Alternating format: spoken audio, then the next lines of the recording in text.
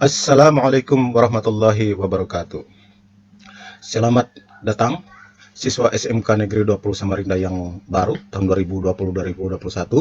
Semoga dengan pemberian materi sekalipun tidak melalui tatap muka, tetapi tidak mengurangi motivasi kalian untuk belajar. Dimanapun kita belajar, insya Allah Allah akan berikan keberkahan dan kemudahan. Tetap di rumah, jaga kesehatan, ikuti protokol kesehatan. Mudah-mudahan musibah COVID ini cepat selesai. Saya Larapati, salah satu guru SMK Negeri 20 Samarinda, akan memberikan materi dengan judul Pengenalan Kurikulum SMK Negeri 20 Samarinda. Pengertian kurikulum. Kurikulum adalah perangkat mata pelajaran dan program pendidikan yang diberikan oleh suatu lembaga penyelenggara pendidikan yang berisi rancangan pelajaran yang akan diberikan kepada peserta didik dalam satu periode dengan jangka pendidikan tertentu. Nah, di SMK Negeri 20 Samarinda ini kita satu periode itu selama 3 tahun. Kita harus menyelesaikan kurikulum atau target pembelajaran yang sudah ditetapkan oleh pemerintah melalui kurikulum SMK Negeri 20 Samarinda. Fungsi kurikulum bagi sekolah. Pertama, adalah sebagai alat mencapai tujuan pendidikan yang diinginkan. Kedua, sebagai pedoman untuk mengatur segala kegiatan sehari-hari di sekolah yang meliputi jenis program pendidikan yang harus dilaksanakan. Yang kedua, cara menyelenggarakan setiap jenis program pendidikan. Dan yang ketiga adalah orang yang bertanggung jawab yang melaksanakan kurikulum tersebut. Nah, kita pindah pada tujuan kurikulum. Apa sih tujuan kurikulum itu? Tujuan kurikulum SMK Negeri 20 Samarinda ini adalah kita merujuk atau berdasarkan pasal 15 Undang-Undang Nomor 20 Tahun 2003 tentang pendidikan, tentang sistem pendidikan nasional, bahwa tujuan pendidikan menengah kejuruan utamanya adalah mempersiapkan peserta didik untuk mampu bekerja pada bidang tertentu. Struktur kurikulum secara umum terdiri atas pertama mata pelajaran wajib. Mata pelajaran wajib ini terdiri atas beberapa bagian, yaitu pendidikan agama, pendidikan kewarganegaraan, bahasa yang menyangkut bahasa Indonesia dan bahasa Inggris, matematika, IPA, IPS, seni budaya, pendidikan jasmani dan olahraga, dan keterampilan atau kejuruan.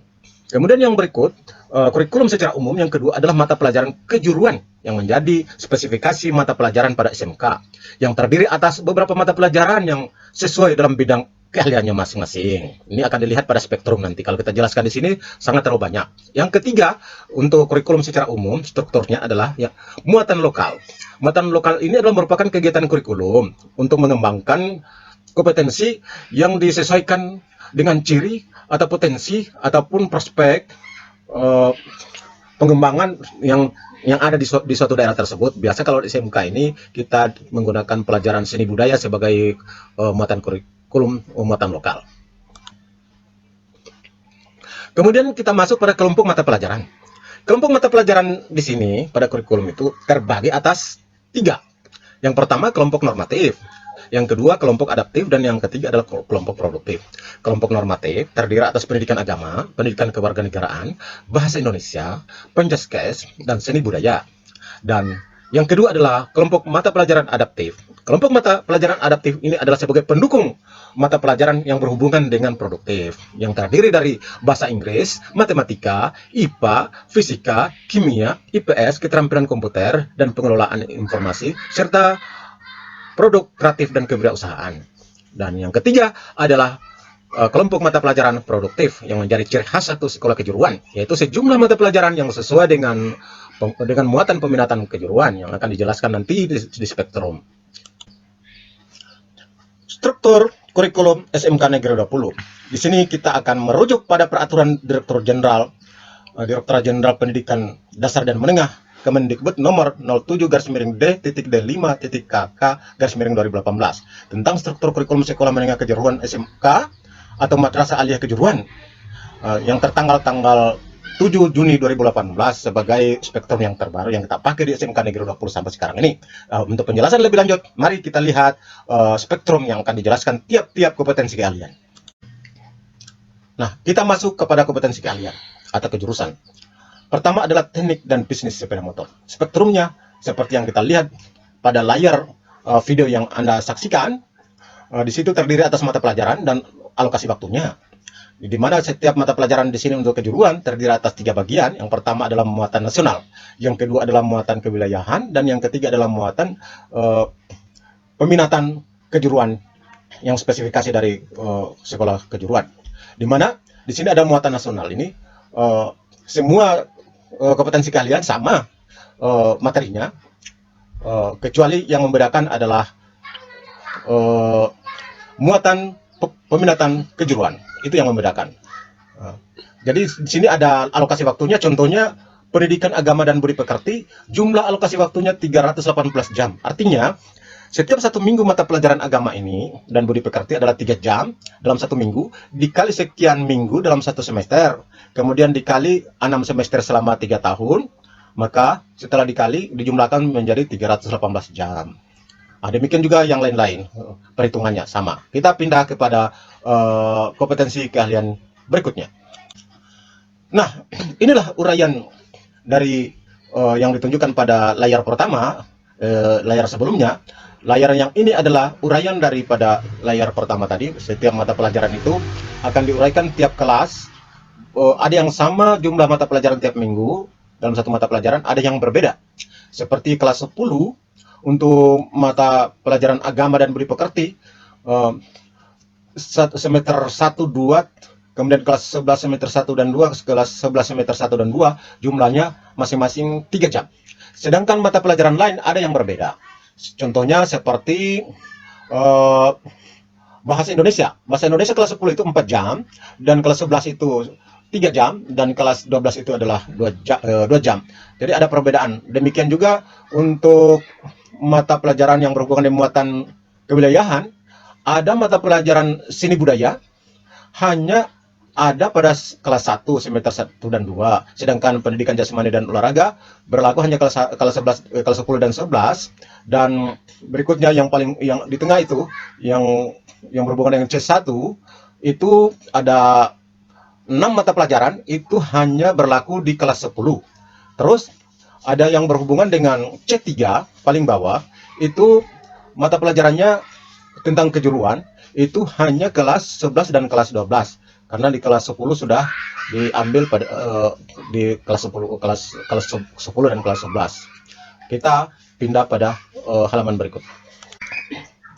Untuk multimedia, tentunya perhitungan untuk bagian A muatan nasional dan bagian B muatan kewilayahan itu hampir sama dengan jurusan-jurusan yang lain atau kompetensi yang lain. Jadi perhitungannya sama, kita pindah saja pada halaman berikut. Ini kita masuk pada kompetensi keahlian manajemen bisnis. Manajemen bisnis di sini untuk muatan nasional dan muatan kewilayahan sama dengan jurusan yang lain. Cuman yang membedakan adalah di C-nya, muatan peminatan kejuruan. Di sini ada mata pelajaran yang berbeda dengan yang di TBSM maupun di MM, di mana di sini ada IPA, sedangkan di TBSM dan MM di situ tidak ada IPA, yang ada hanya kimia dan fisika. Itulah yang membedakan untuk mata pelajaran. Kemudian uraian yang lain tentang kejuruan ini spesifik khusus untuk MM yang tidak sama dengan yang jurusan yang lain. Demikian juga uraiannya sama dengan hitungan yang lain. Kita pindah pada halaman berikut. Anak-anak semuanya, ini adalah uraian untuk mata pelajaran kompetensi kalian untuk manajemen bisnis. Sudah saya jelaskan tadi. Saya kira kalian sudah bisa mengerti. Kita pindah kepada layar berikut. Anak-anak, ini di layar akan tampak program keahlian manajemen perkantoran. Saya katakan sama penjelasannya dengan sebelumnya. Jadi kita pindah saja kepada halaman berikut. Program keahlian untuk berikutnya adalah akuntansi dan keuangan, di mana uraiannya sama dengan sebelumnya, tinggal kalian pelajari, khususnya yang punya jurusan akuntansi dan keuangan, silakan mempelajari sendiri. Bapak sudah jelaskan saja. Kita pindah kepada halaman berikut. Ya, ini tampilan ini sama dengan uraian yang tadi. Kalian boleh lanjut kepada halaman berikut. Siswa baru yang mudah-mudahan dikarunia Allah Subhanahu wa Ta'ala, tadi kita sudah mempelajari tentang spektrum atau pembagian mata pelajaran yang sesuai dengan jam-jamnya atau uraian-uraian mata pelajaran kejuruan maupun yang umum. Tentunya setelah kita lewati di sini, kita akan sebagai terselesaian daripada program kita adalah ada penilaian yang dalam evaluasi, di mana penilaian ini adalah merupakan hasil belajar setiap mata pelajaran, di mana penilaian hasil belajar setiap mata pelajaran meliputi yang dinilai itu adalah ranah kognitifnya, ranah afektifnya, dan ranah psikomotoriknya. Uraiannya adalah ranah afektifnya mengenai sikap dan perilaku, dan yang kedua kognitif adalah pengetahuan atau intelijensi, dan yang ketiga adalah psikomotorik atau keterampilan ataupun skill. Kemudian penilaian ini kita akan peroleh tentunya melalui ulangan harian, ulangan tengah semester, ulangan blok, ataupun ujian akhir semester. Tentu akan diperoleh melalui pengamatan dan hasil praktek. Penilaian hasil belajar mata pelajaran agama dan akhlak mulia serta pendidikan kewarganegaraan dan kepribadian ini akan dilakukan melalui pengamatan terhadap perubahan perilaku dan sikap terhadap perkembangan afektif dan kepribadian peserta didik. Itu penilaiannya. Yang dikhususkan untuk kepribadian itu adalah di pendidikan agama dan PKN. Kemudian sedangkan penilaian untuk kognitif atau pengetahuan pada mata pelajaran agama dan PKN ini tentunya yang diukur adalah melalui juga ulangan dan pengamatan juga serta bentuk-bentuk lain. Para peserta pembelajar melalui pembelajaran video ini, tentunya kita punya target sebagai seorang siswa. Di sini ada guru-guru kalian telah menargetkan ketuntasan atau kriteria ketuntasan minimal untuk setiap mata pelajaran, di mana gurumu telah memberikan kriteria ketuntasan pembelajaran dengan nilai-nilai tertentu. Di sini secara umum kriteria ketuntasan minimalnya secara umum di sini untuk SMK Negeri 20 itu rata-rata 75 angkanya. Target untuk supaya bisa lulus itu nilai rata-ratanya 75. Tetapi ada mata pelajaran tertentu yang berbeda dengan 75, khususnya seni budaya, nilai KKM-nya itu 80, dan matematika itu nilai KKM-nya 70. Yang lain semuanya 75. Ini kalian harus target minimal dapat nilai ini baru bisa kalian dikatakan tuntas. Oke, bisa kita pindah pada layar berikut. Siswa baru yang berbahagia, di sini di layar ini muncul ketuntasan belajar dan kenaikan kelas atau syarat kita bisa bagaimana supaya bisa naik kelas. Tentunya harus tuntas dulu dalam pembelajarannya melalui tahap-tahap yang tadi melalui ulangan ataupun dan lain-lain. Tentunya ketuntasan belajar ini akan dilihat pertama adalah secara akademis, dan yang kedua penilaian itu akan dilihat secara non akademis. Secara akademis tentunya kita harus sudah memiliki nilai untuk semua mata pelajaran. Kita sudah mengikuti ulangan ataupun tugas-tugas yang ditargetkan dari semua guru atau semua mata pelajaran. Boleh ada mata pelajaran yang tidak tuntas, maksimal 3, tapi yang bukan menjadi ciri khas kejuruan.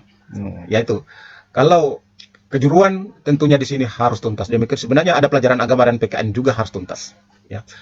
Kemudian secara non akademis. Secara non akademis tentunya penilaiannya adalah pertama adalah mengenai kelakuan tentunya, yang kedua kerajinan dan kerapian, kebersihan. Sekurang-kurangnya di dalam rapor kita itu harus dapat nilai cukup. Kalau sudah kurang dari itu menjadi kriteria tidak bisa tuntas belajarnya atau tidak bisa naik kelas.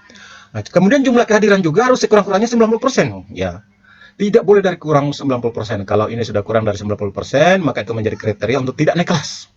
Kemudian jika 2 kali berturut-turut tidak naik kelas, maka siswa tersebut boleh hanya bisa dipindahkan di sekolah lain karena tidak boleh lagi mengulang di tahun yang ketiga. Oke. Siswa sekalian, sama pentingnya antara kenaikan kelas dan kelulusan. Namun kalau kelulusan ini hanya terjadi pada kelas 12 atau kelas 3, di mana juga bisa lulus atau bisa tuntas belajar selama 3 tahun bila dinyatakan lulus apabila memenuhi syarat akademis juga dan non akademis. Segi akademis tentunya dia harus sudah memiliki nilai rapor kelas 10, kelas 11 dan kelas 12. Kan tidak mungkin mau dapat satu kelas saja kan. Kemudian dia rata-rata nilai rapor 3 kelas itu minimal 75 atau 7,5 kalau yang menggunakan satu angka.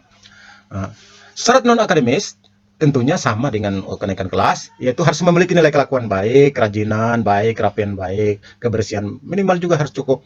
Jumlah kehadiran juga harus minimal 90% dari jumlah kehadiran hari efektif. Berikut.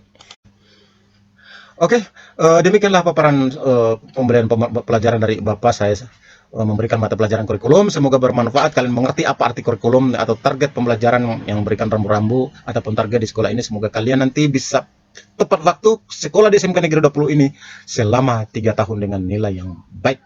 Mohon maaf atas segala ucapan kata yang salah. Saya Larapati. Assalamualaikum warahmatullahi wabarakatuh.